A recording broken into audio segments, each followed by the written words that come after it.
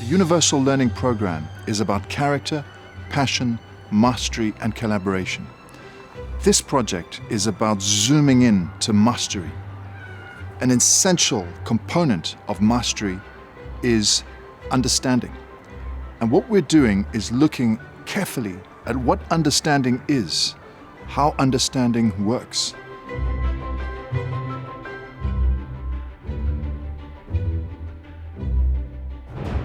In a world where a curious person can learn what they want, where they want, how they want, when they want to learn it, then what's the purpose of coming to school? What's a bricks and mortar school all about? And I think fundamentally it's about human relationships and engaging with big, important ideas in the here and now. My favorite subject is geography. We've studied climate change in urban environments, and both of those topics are really interesting because they go into the idea of sustainability. Yeah, and I think also there's a whole part of city planning and urban management that goes into sustainability, and it overlaps with economics a lot. And there's like the smart cities like Masdar City, which are brand new, and yeah, I think it's a hopeful future if we work hard on it. We talk about core concepts and key concepts in education.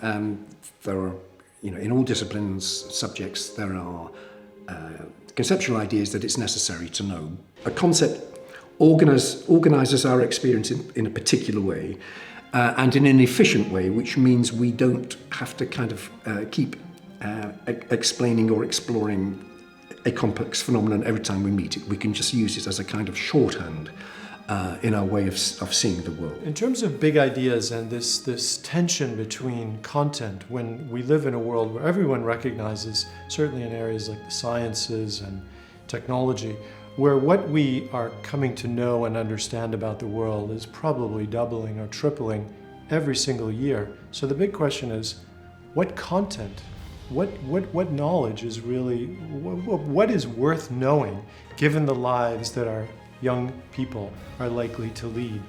And I think the answer to that is not a list of content to be covered, but some clarity around what are the big fundamental understandings and ideas that will serve as a foundation for launching the student into a life of lifelong learning.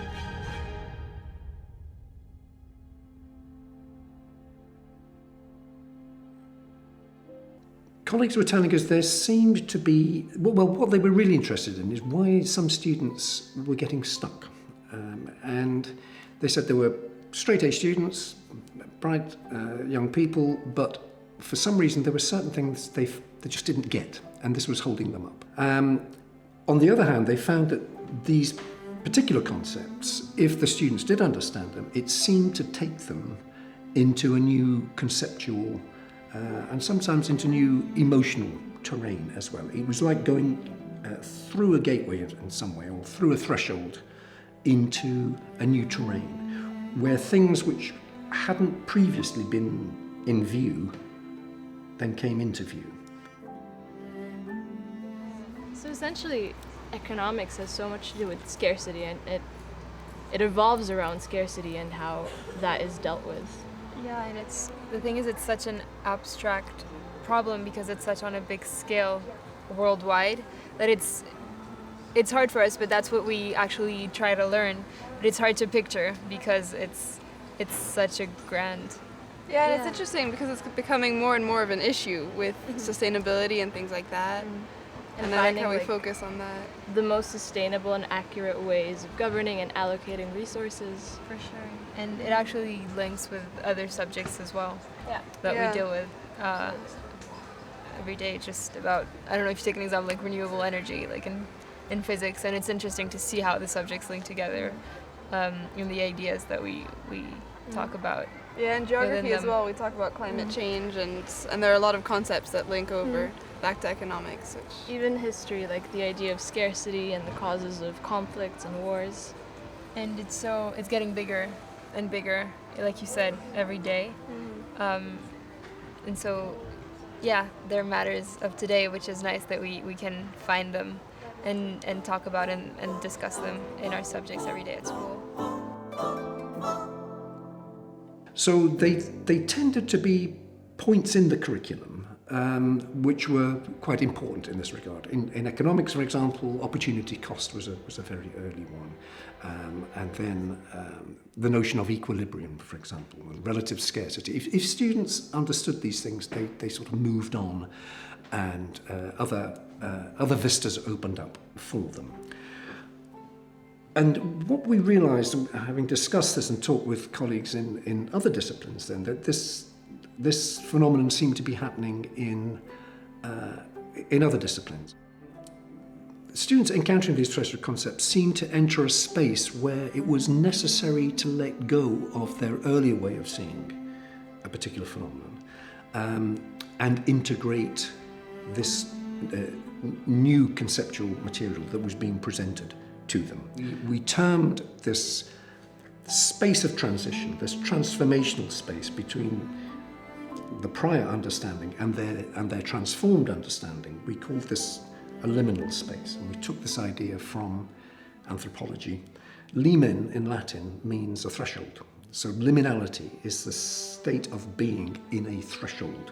If you understand gravity, and I'm not claiming I do, but I've read enough about it to know that this is a powerful threshold concept which basically gets you to revise your understanding of the nature of the cosmos and so on. So a centre of gravity would be an important key concept, but gravity itself would be a threshold concept.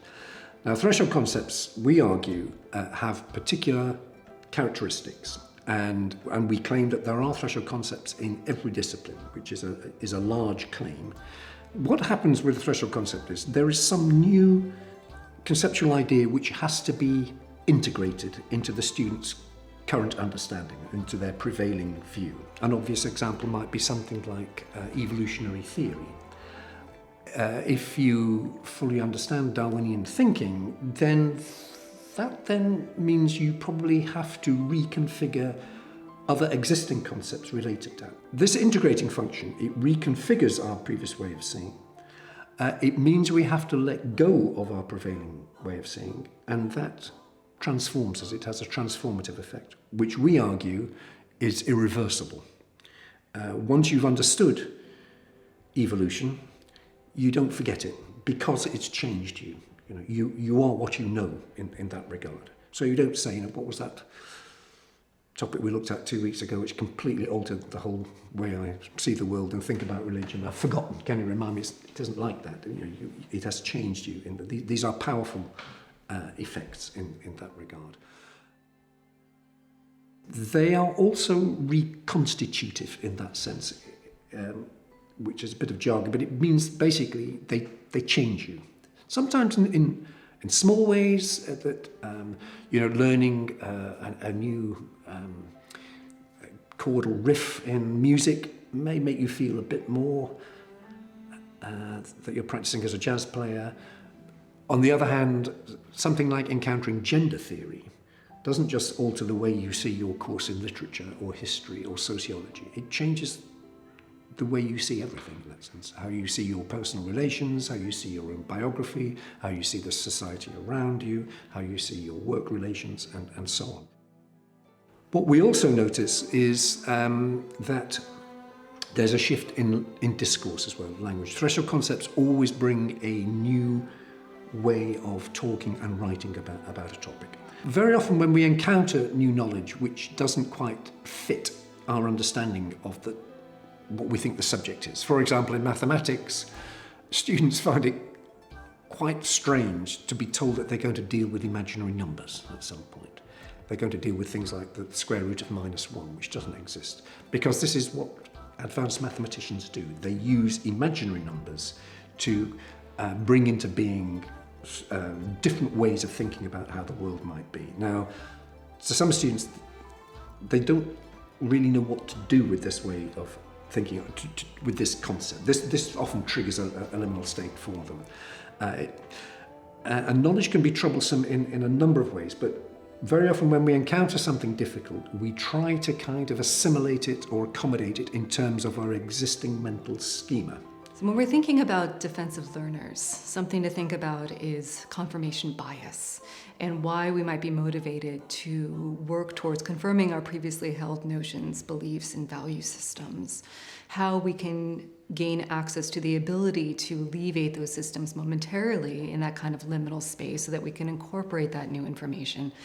And traditionally, there's lots of different ways of how we do that, how we counter confirmation bias. Typically, it tends to be this idea of what was that original piece of information? What is it? What's your foundation? What's your starting point of knowledge that's being countered? It's the new piece of information. How far away is it from that founding piece of information? And typically, the more distance between that founding piece of information and the new concept tends to be that much more difficulty in incorporating that new concept. And of course, to keep into consideration when we're talking about the social emotional brain is who is that person that's delivering that piece of information? What is their relationship with you in that realm? And also something that we tend to forget about is that when we confirm previously held belief, this elicits our reward system. And so every time we confirm a previously held belief, it's like we're giving ourselves a dopaminergic lollipop. So this signals to our brain a whole system of reward. And so what are we going to be motivated to do? We're going to be motivated to elicit something where we feel reward. In contrast, when we hear or encounter a system or thought or belief that's counter to our own, this elicits our pain matrix. So in that moment, when we find out that new piece of information that is counter to our own, especially if this is something that's kind of a foundational belief, say something that is situated within our culture, something that's situated within our religion, something that is meaningful to the self, when we have that new piece of information that is counter to the original, it elicits our pain matrix. And so what this means is that that new piece of information is understood by the brain in the same way in which we get a paper cut. So in that moment, our brain is processing that experience as painful. And so we want to move away from that. So when we have a student who is experiencing some sort of defensiveness, oftentimes that defensiveness is housed within all of those different processes, and notably within the brain in terms of being experienced as pain. And they may not be able to verbalize that. They may not be able to say that, but you can see it and you can hear it in their expressions, in the way in which they're countering and pushing that experience, that new experience away. So some ways that we might want to think about augmenting that liminal experience is how do we build upon either the reward or how do we normalize feeling a little uncomfortable.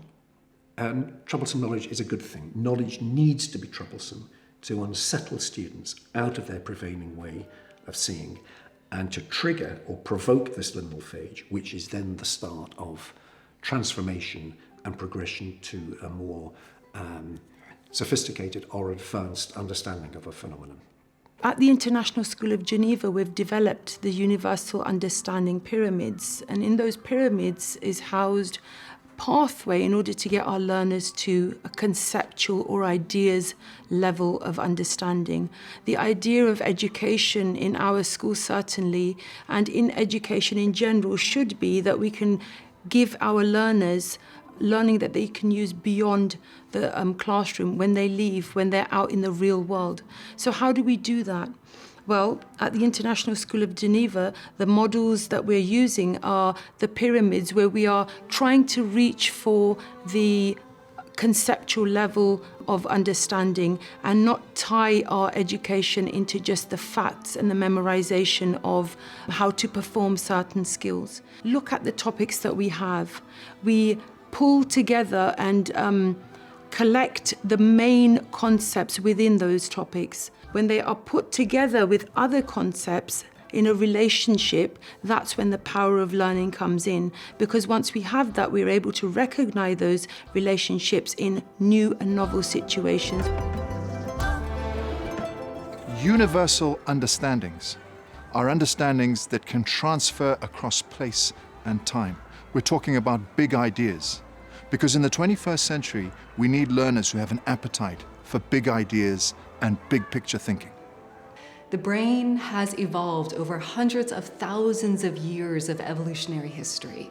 This is an incredibly robust system, and as we age, we gain all of these life experiences that are intimately interwoven into our neurobiology to create a system that is movable, flexible, but present.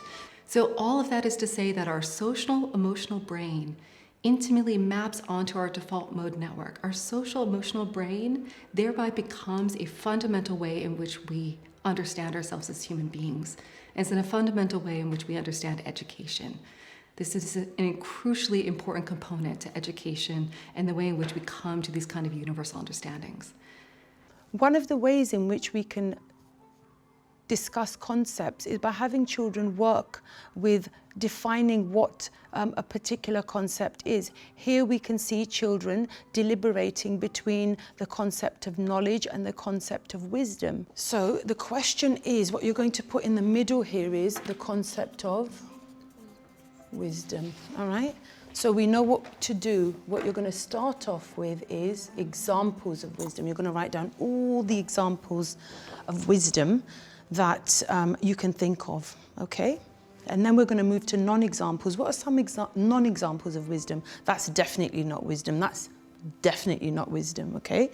And then we're going to move into characteristics. All the examples that we've looked at, it might be people, it might be behaviors that you've seen. We're going to look at all of those things and say, what are the key features or the characteristics or attributes of wisdom? I think wisdom is like, well, it's an abstract idea. Thank you. Well, I think wisdom is, it's kind of like life lessons. The difference is kind of, the line between wisdom and being smart is kind of blurry. How do we assess universal understanding? We're going to ask students to answer one of 4 big questions and draw from their intellectual, cultural, social repertoire powerful examples as they answer these universal questions. This is a transdisciplinary learning experience. I think the future in the life of a young person is overrated. And I think we as educators need to challenge both the students and ourselves to make a difference today, not tomorrow. And I've had the pleasure of seeing 3- and 4-year-old children doing real things that are making an impact in their classroom, in their school today, and not for some mythical future. And I think that's really an important part of education today.